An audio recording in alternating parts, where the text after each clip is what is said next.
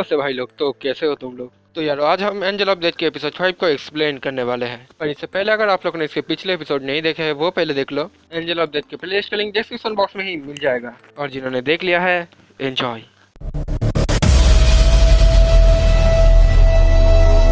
Episode के starting में ही हम रेचल को देखते हैं। कमरे में निकलती हुई गैस की वजह से रेचल को तकलीफ होने लगता है। उसका सर भारी हो जाता है और उसको सांस लेने में भी तकलीफ होता है। वो अपने आप को बोलती है कि अगर वो यही मर गई तो क्या होगा। और ये बोलती ही रेचल नीचे गिर जाती है, पर जैक उसके एक हाथ को पकड़ लेता है। वो बोलता है कि वो इधर नहीं मर सकती। वो ये भी बोलता है कि वो दोनों इधर से जिंदा बाहर निकलेंगे। जैक की बात को सुनकर रेचल का कॉन्फिडेंस वापस आ जाता है और फिर जैक उसको उस मास्क को पहना देता है। रेचल इधर समझ नहीं पाती कि इस पजल को सॉल्व करने के बाद भी इस कमरे में कोई भी चेंजेस क्यों नहीं आया। तभी वो एक चीज को देखती है और ये चीज पहले इस कमरे में नहीं था। और फिर वो ऊपर की तरफ देखती है। वो देखती है कि ऊपर एक रास्ता खुल चुका है, पर वो रास्ता बहुत ही ऊपर था, इसलिए रेचल उधर पहुंच नहीं सकती थी। तभी जैक आके बोलते कि वो रेचल को उधर पहुंचा सकता है और वो रेचल को उठा के उस तरफ फेंक देता है, जिससे रेचल उस तरफ पहुंच जाती है। और फिर वो आगे की ओर जाने लगती है। थोड़ी दूर जाते ही उसे कुछ मिलता है और थोड़ी देर बाद वो नीचे आ जाती है। जैक रेचल से पूछता है कि उसे उधर क्या मिला। तभी रेचल जैक को एक रूम की कार्ड दिखा के बोलता है कि शायद यही उन दोनों को इस कमरे से बाहर निकल सकता है। जैक उस की कार्ड को लेके उस दरवाजे को खोलने की कोशिश करने लगता है और वो कार्ड को ठीक से इनपुट नहीं कर पाता। फिर वो जबरदस्ती उस कार्ड को इनपुट करने की कोशिश करता है, जिससे वो कार्ड टूट जाता है। ये देख के कैथी जोर जोर से हंसने लगती है। वो बोलती है कि उसे यकीन नहीं होता कि जैक ने इस की कार्ड को तोड़ दिया। और फिर वो बोलती है कि इन दोनों का समय भी पूरा होने वाला है, इसलिए वो इस कमरे में उस जहरीली गैस को छोड़ने वाली है। और वो इस गैस का नाम कैथी गैस बताती है। रेचल तब अपने बैग में कुछ ढूंढने की कोशिश करती है। तभी हम देखते हैं कि इन दोनों का समय पूरा हो चुका है और कैथी ने उस रूम में उस जहरीले गैस को छोड़ दिया है।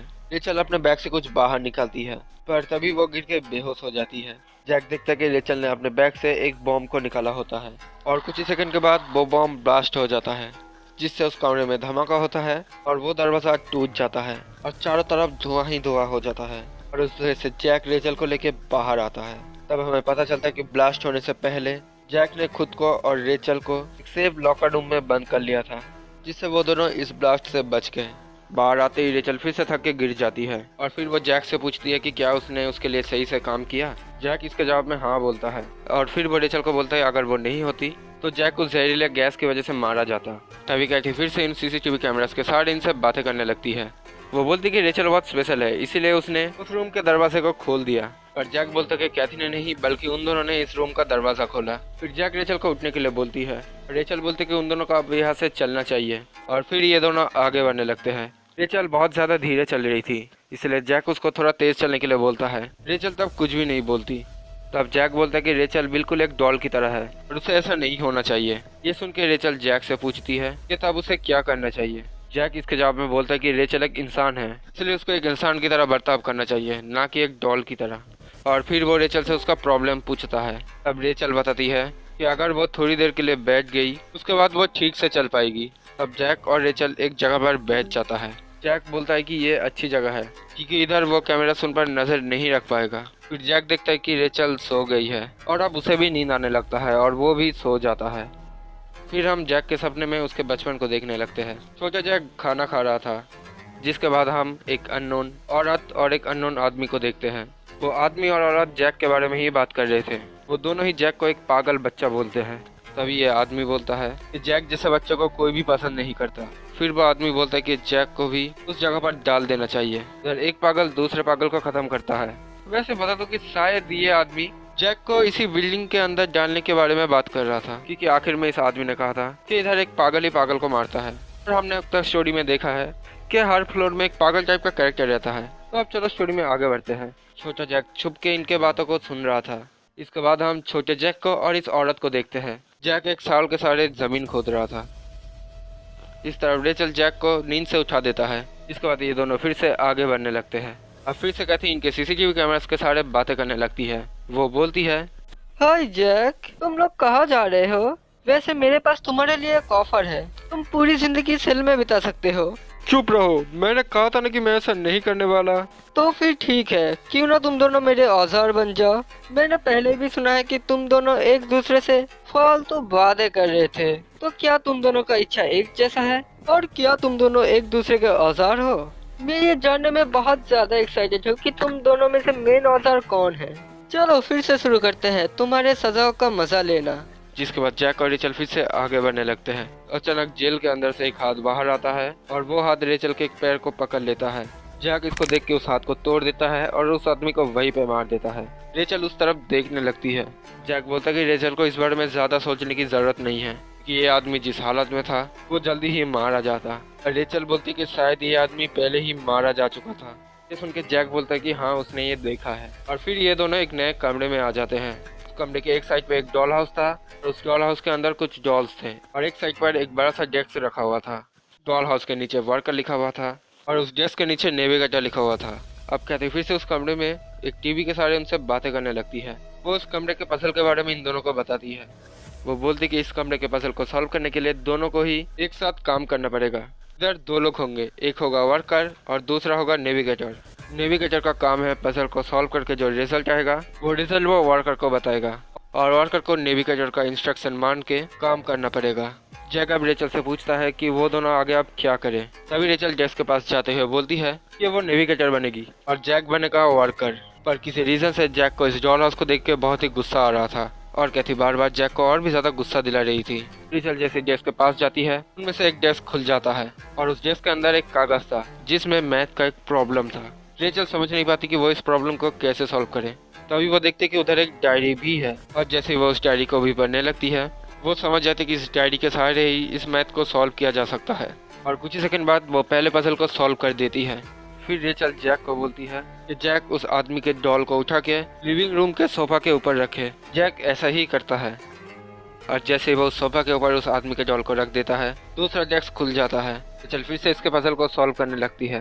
पजल को सॉल्व करने के बाद रेचल जैक को बोलती है कि उस औरत के डॉल को उस आदमी के राइट साइड पे रखे। जैक का गुस्सा इधर बढ़ने लगता है और फिर भी वो रेचल की बातों को फॉलो करके ऐसा ही करता है।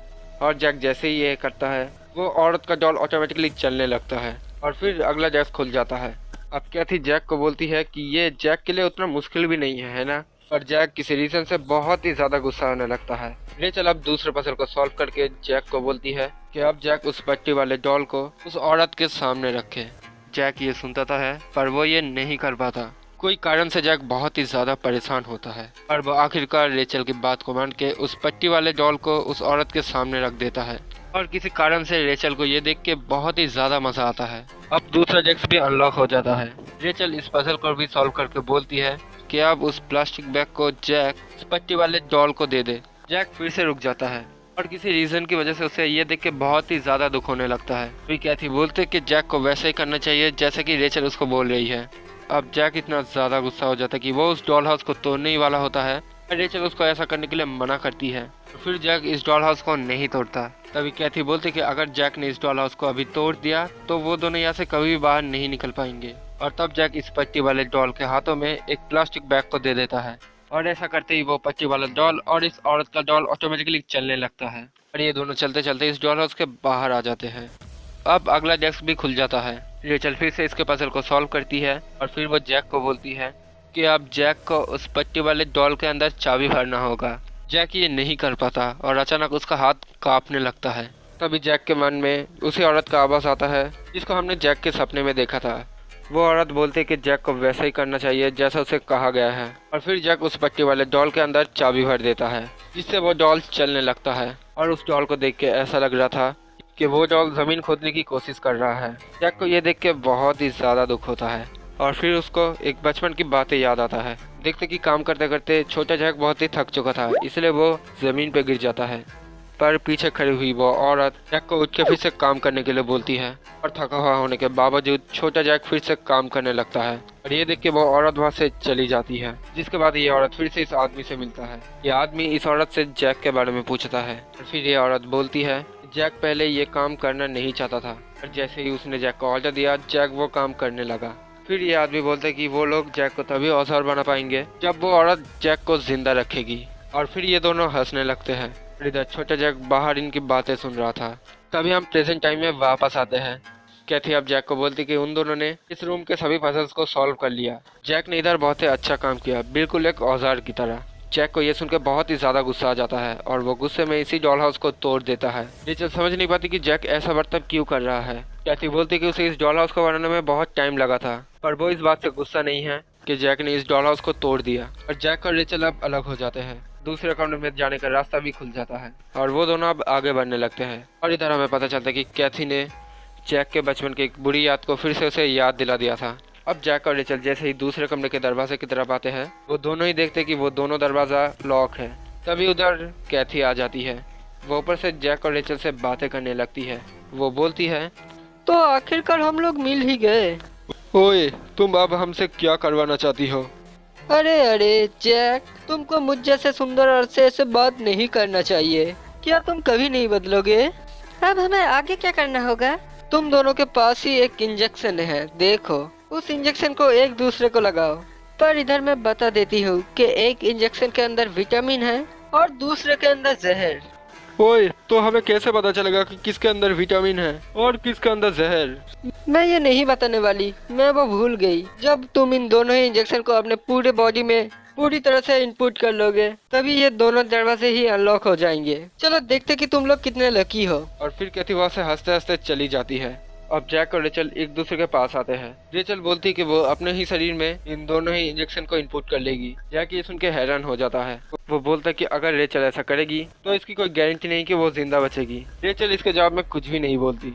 तभी जैक बोलता है कि वो भूल ही गया था कि रेचल खुद से ही मरना चाहती है। फिर वो रेचल को बोलता है कि मरने से पहले रेचल जैक को अच्छे से मुस्कुराते हुए दिखाए। पर ये सुनने के बाद भी रेचल के चेहरे पर कोई भी रिएक्शन नहीं होता।